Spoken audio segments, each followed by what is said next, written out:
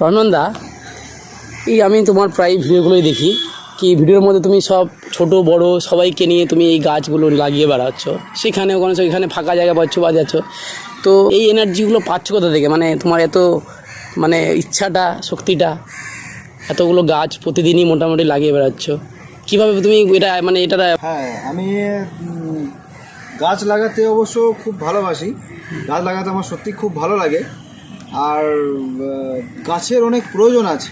আমাদের পরিবেশ যা অবস্থা, এই যে গরম, সেটা দেখিয়ে গেল, আমাদেরকে শিখিয়ে গেল যে গাছ আমাদের কত প্রয়োজন। তো আমাদের গাছ লাগাতে হবে, এবং আমি সে সমস্ত জায়গাগুলো গাছ লাগাচ্ছি যেগুলোতে খুবই প্রয়োজন।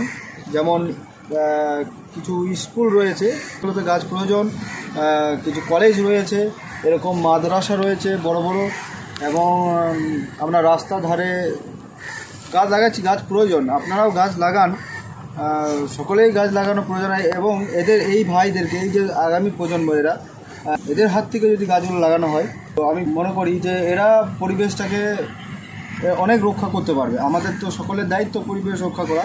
তো ছোটো থেকে যদি এদেরকে শেখানো হয় যে গাছ আমাদের কতই প্রয়োজন, তো আমার মনে হয় আগামী প্রজন্ম খুব ভালোভাবে কাটবে। ঠিক আছে, খুব ভালো উদ্যোগ, চালিয়ে যাও, এভাবে এগিয়ে যাও, এটাই চাই।